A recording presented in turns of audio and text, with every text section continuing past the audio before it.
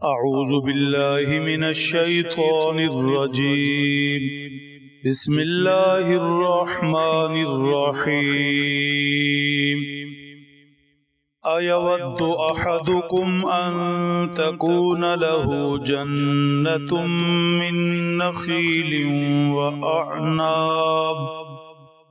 وأعناب تجري من تحتها الأنهار له فيها من كل الثمرات وأصابه الكبر وله ذرية ضعفاء فأصابها إعصار فيه نار فاحترقت كذلك يبين الله لكم الآيات لعلكم تتفكرون. صدق اللہ العظیم. انفاق فی سبیل اللہ، اللہ کے راستے میں خرچ کرنے کے فضائل اور مسائل ذکر ہو رہے ہیں. ترغیب دی گئی اللہ کے راستے میں خرچ ہو تو صرف اور صرف ابتغاء مرضات اللہ، اللہ کی رضا کی تلاش کے لیے ہو، رب کی خوشنودی حاصل کرنا مقصود ہو. جس پر خرچ کرے اس پر احسان بھی نہ جتائے، اسے تکلیف بھی نہ پہنچائے، لوگوں کو دکھانا بھی مقصد نہ ہو.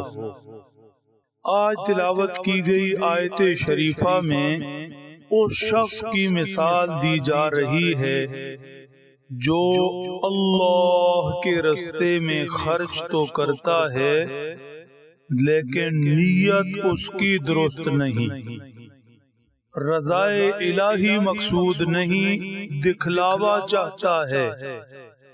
یا جس پر خرچ کرتا ہے اس پر احسان جتاتا ہے، یا جسے صدقہ و خیرات کرتا ہے اسے زبان یا کسی دوسری طرح سے تکلیف پہنچاتا ہے، اس سے کام لیتا ہے.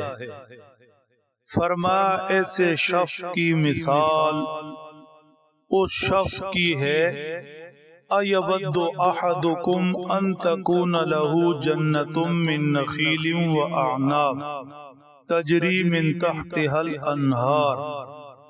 تم میں سے کوئی چاہتا ہے کہ اس کے باغات ہوں، کھجوروں کے بھی اور انگوروں کے بھی. تم میں سے کوئی چاہتا ہے کہ کسی کے باغات ہوں، کھجوروں کے بھی اور انگوروں کی بھی.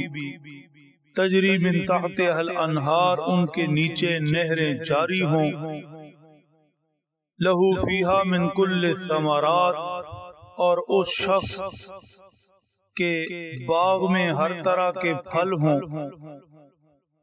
اور جب وہ بوڑھا ہو جائے اور بچے اس کے چھوٹے ہوں تو اچانک اس کے باغ کو ایسی آندھی چمٹ جائے جس میں آگ ہو اور سارا باغ جلا کر راکھ کر دے. تم میں سے کوئی چاہتا ہے کہ ایسے ہو؟ یقیناً ہر دل سے آواز اٹھے گی کہ ایسے تو نہیں ہونا چاہیے.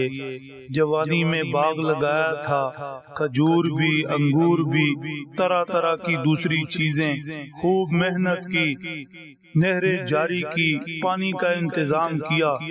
جب باغ تیار ہوا اور یہ شخص بوڑھا اور بچے کمزور تو اچانک آگ کے بگولے نے سب جلا دیا.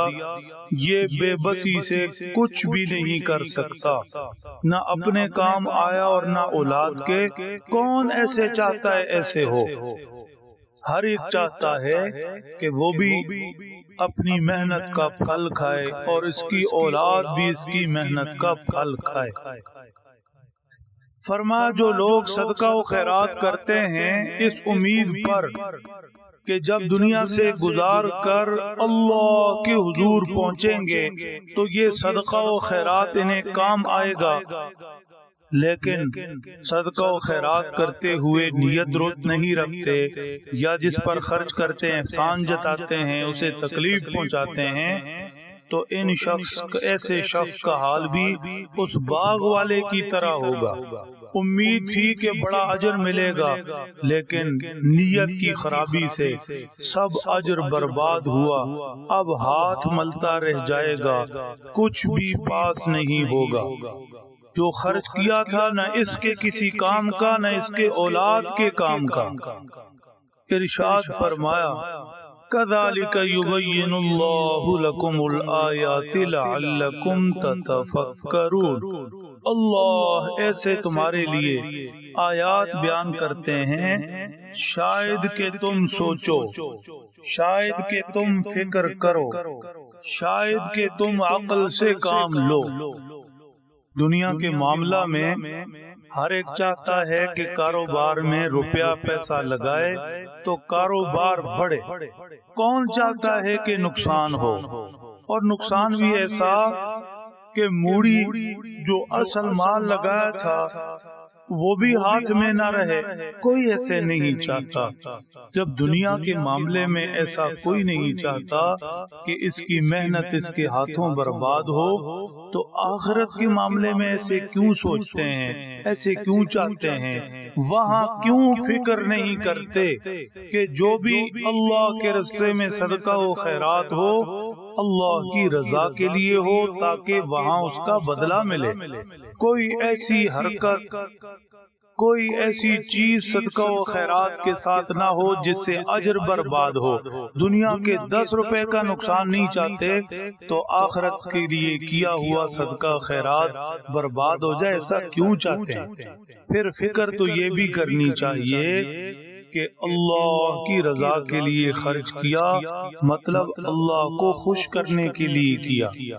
اور اگر لوگوں کو دکھاوا مقصود ہے تو مطلب پھر لوگوں کو خوش کر رہا ہے۔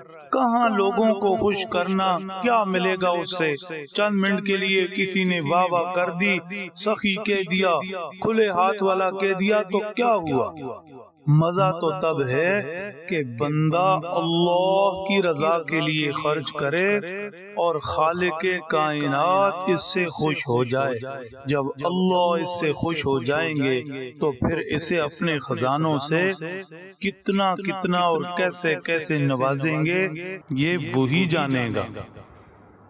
اللہ سمجھ دیں، عمل کی توفیق بخشیں۔